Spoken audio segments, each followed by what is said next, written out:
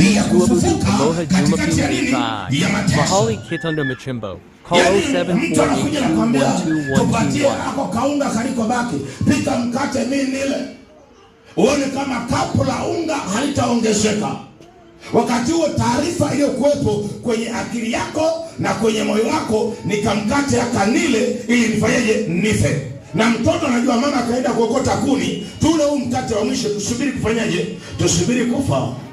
Sasa anakuja mtu anakuambia, nipe mimi yako kamkate nile, hautakufa. Kapu la unga na chupa mafuta itaongezeka.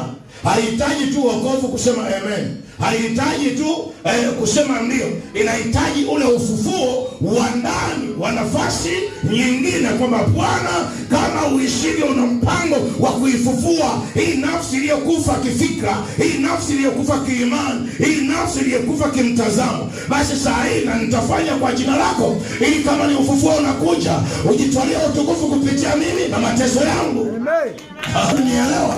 Ujitwalie utukufu kupitia mimi na nini? Na mateso yangu. Halo?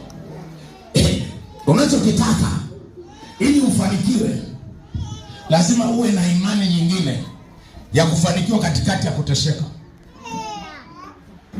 Unataka biashara ufanikiwe, kabla ya kufanikiwa kwenye biashara yako ya mtaji wa mwisho uliokuwa nao, lazima uwe na imani ya kuteseka.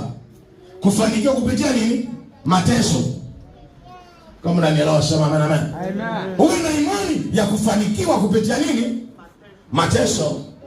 Unataka uchanue kwenye ndoa yako, mjenge majumba, muwe na magari, kuna siku utakula ngumi. Aisha.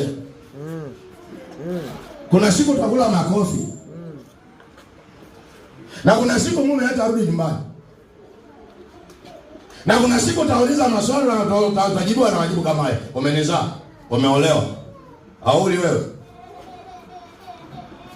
Yaani utajibiwa majibu yote. Lakini ili future yako hiyo unayoitazamia, men, acha niwaambie ukweli. Hawa wanawake wasipokuwa na future, na family future. Unajua watu wanajua family future, huyu inakuwa kwa wanaume peke yake. Ila wanaume cha ni wataarifu, mkeo kama hana family future, hamwezi kuinuliwa kwenye ndoa, hata kama mkiomba maombi kiasi gani.